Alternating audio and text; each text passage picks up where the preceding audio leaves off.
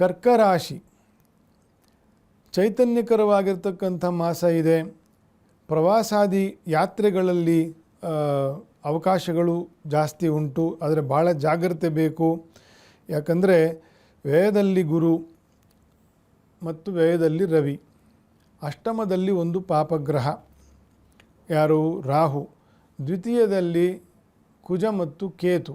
ಇದು ಸ್ವಲ್ಪ ಮಾರಕವಾಗ್ತದೆ. ಅಂದರೆ ಎದ್ದು ಬಿದ್ದು ಪೆಟ್ಟಾಗ್ತಕ್ಕಂಥದ್ದು, ಸಣ್ಣ ಪುಟ್ಟ ಸರ್ಜರಿಗಳಾಗ್ತಕ್ಕಂಥದ್ದು, ಸ್ತ್ರೀಯರಿಗೆ, ಬಾಲರಿಗೆ, ಮಕ್ಕಳಿಗೆ ಎಲ್ಲ ಭಾಳ ಜೋಪಾನ ಮಾಡಬೇಕು. ಆಹಾರದಲ್ಲಿ ಎಚ್ಚರಿಕೆ ಇರಬೇಕು.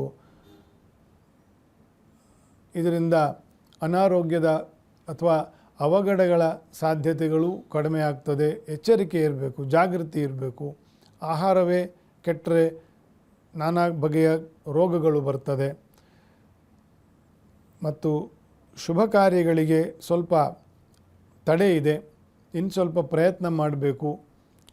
ಕರ್ಕರಾಶಿಯವರು ಜುಲೈನಲ್ಲಿ ಶ್ರೀ ದುರ್ಗಾದೇವಿಯ ದರ್ಶನ, ಕ್ಷೇತ್ರ ದರ್ಶನ, ದುರ್ಗಾ ಸ್ತೋತ್ರ ಪಾರಾಯಣ, ದೀಪದ ನಮಸ್ಕಾರ, ದುರ್ಗಾ ನಾಮಾವಳಿಯ ಹೇಳಿಕೊಂಡು ದೀಪಗಳನ್ನು ಇಟ್ಟು ಇರುವ ಕಡೆಯೇ ಪ್ರದಕ್ಷಿಣೆ ನಮಸ್ಕಾರ ಬರ್ತಕ್ಕಂಥದ್ದು, ಇದೆಲ್ಲ ದುರ್ಗಾದೇವಿಯ ಸೇವೆ.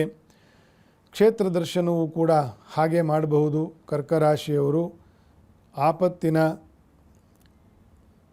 ಯಾವುದೇ ಭಯ ಇದ್ದರೂ, ಯಾವುದೇ ಸಮಸ್ಯೆ ಇದ್ದರೂ ದುರ್ಗಾದೇವಿ ಆರಾಧನೆ ಮಾಡಿ ಅಂತಂತಲೇ ಶಾಸ್ತ್ರಗಳಲ್ಲಿ ಹೆಚ್ಚು ಹೇಳಿರ್ತಕ್ಕಂಥದ್ದು. ಕರ್ಕರಾಶಿ ಚಂದ್ರನ ರಾಶಿ, ದುರ್ಗೆಯ ಪೂಜೆಯನ್ನು ವಿಶೇಷವಾಗಿ ಮಾಡ್ತಕ್ಕದ್ದು.